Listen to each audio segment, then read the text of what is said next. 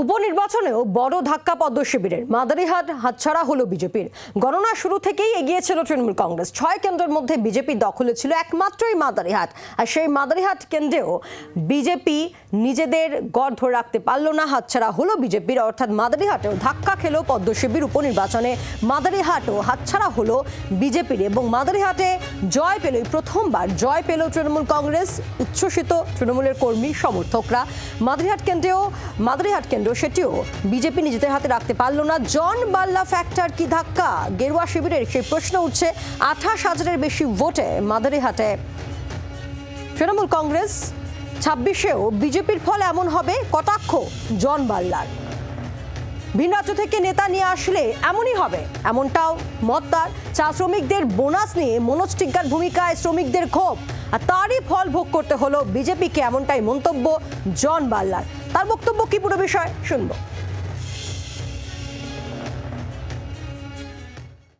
আর আগামী দিন 26-এ এইভাবে যদি রাজ্যে আর বিহার থেকে নেতৃত্ব দিলে, হ্যাঁ, এখানে কি নাই লিডারশিপ নাই? এখানে লিডারশিপ সাথে মতামত কেন নিবে না? বিহার থেকে আসবে, অন্য জায়গা থেকে আসবে, আর কলকাতা বসে ডিসিশন নিলে এইভাবে 26-এও এরকমই হবে। আমরা তো মোদিকে দেখে আমরা পার্টি করলাম, এই কাল পরশু এইখান থেকে ওই থেকে দলবদলু নেতাকে নিয়ে আমরা চলবো নাকি? রাজ্যে 6টি বিধানসভা কেন্দ্রের উপনির্বাচনের ফলাফল আজ শেষ হলো। তার মধ্যে সবচেয়ে উল্লেখযোগ্য যে বিধানসভা উপনির্বাচন হলো সেটা হচ্ছে আলিপুরদুয়ার জেলার মাদারিহাট, যাকে বলা হয় বিজেপির একেবারে দুর্গ। কারণ সেই দুর্গ দীর্ঘ বছর ধরেই বিজেপির দখলে। এবার সেই দুর্গে থাবা বসালো রাজ্যের শাসক দল অর্থাৎ তৃণমূল।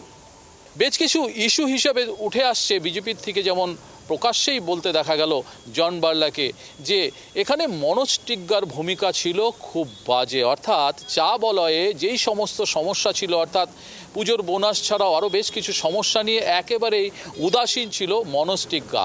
পাশাপাশি বহিরাগতদের নিয়ে এই জেলায় প্রচার করাও কিন্তু মানুষ সেই অর্থে এটা ভালোভাবে নেয়নি, যার ফলস্বরূপ বিজেপির এই ভরাডুবি।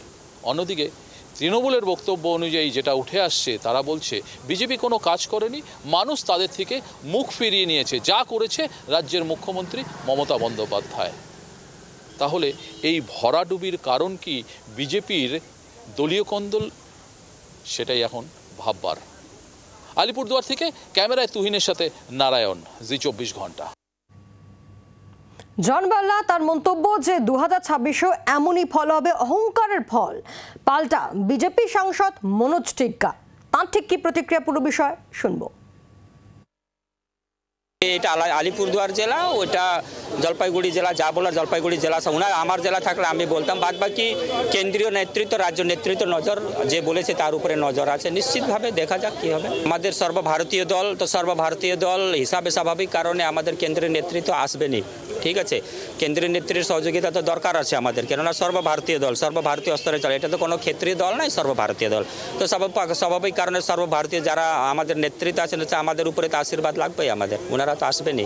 আর পিছনে অনেকগুলো কারণ থাকে, জেতার পিছনে অনেকগুলো কারণ থাকে। যে কারণগুলো আছে সেটা আমি আগেও বলেছি, আমরা খতিয়ে দেখব, বুথ স্তরে আমরা সমীক্ষা করব, মানুষের সাথে সরাসরি কথা বলবো, আমরা কোথায় কি ভুল ভ্রান্তি হয়েছে সেটা নিশ্চিতভাবে পোস্টমর্টমের মধ্যে দিয়ে সেটা বেরিয়ে আসবে। মাদারিহাটে তৃণমূলের জয় বাল্লা ফ্যাক্টর। এবার তৃণমূলে কি ফেরার পথে জন বাল্লা? জি 24 ঘন্টা এক্সক্লুসিভ বিজেপি নেতা, নিয়মিত যোগাযোগ রাখছে তৃণমূল নেতৃত্ব। তৃণমূলে ফেরার দরজা খোলা রাখার ইঙ্গিত জন বাল্লার, শুনবো। তৃণমূলের যাওয়ার অপশন কি ওপেন আছে এখন? এইভাবে আমি কোনো চিন্তা ভাবনা করি না। আমার টিম আছে, আমার টিম বসে আলোচনা করে ফার্দার ফিউচার কি করতে হবে।